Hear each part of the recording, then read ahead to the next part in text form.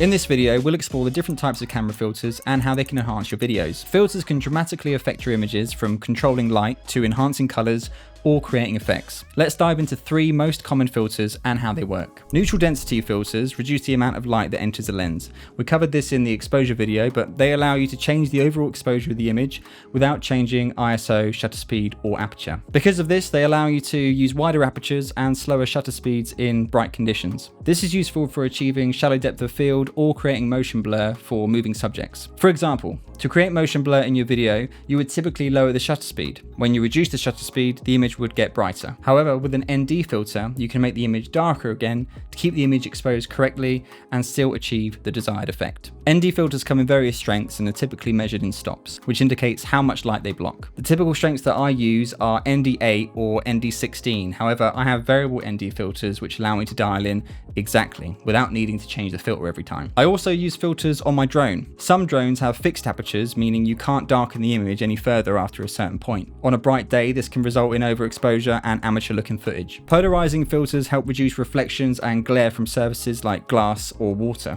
They enhance color saturation and contrast, making skies bluer and clouds more defined. Polarizers can also help improve clarity in landscape shots by cutting through haze. Keep in mind that they require adjustment. Rotating the filter will change its effect, so take the time to find the optimal position. I usually use polarizing filters if I'm out shooting cars and want to see through the windows clearly, or to remove unwanted reflections in picture frames or people's glasses. Be careful when using polarizing filters though, because when I first used a polarizer, I filmed a scene outdoors which looked really vibrant due to the polarizer making the sky look really blue, and then I took it off for shots where I didn't think I needed it anymore, and then the colors didn't match between the shots where I had it on and didn't have it on, which meant I couldn't match the colors when color grading. So if you intend to use a polarizer for a project, I would advise completing the scene entirely instead of removing it between takes like I did. Mist filters, also known as diffusion filters, create a soft, dreamy effect by scattering the light.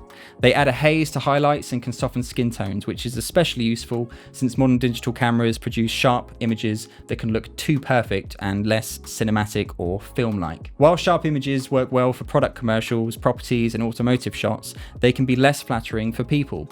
This is why many video creators opt for mist filters to achieve a more filmic look. These filters come in various strengths, allowing you to control the level of diffusion. The most common strengths are 1/8, 1/4, and 1/2. I often use the 8 strength for my wedding films, as it subtly smooths out skin imperfections and blooms highlights without being too overpowering. Something to be aware of though when using filters: if you use a mist filter and shoot directly into a light source, like a window or on a bright day, or of course a big bright light like this, it can spread across the entire filter and basically blow out the whole image. Also be mindful of lens reflections from smaller light sources such as candles or bulbs. As I mentioned in the lens video, ensure your filter thread sizes match your camera lens thread sizes to avoid any compatibility issues. And that's it for this video. Now you know the different types of filters that are out there and how to use them. Have fun with it, and if you have any questions, you can ask.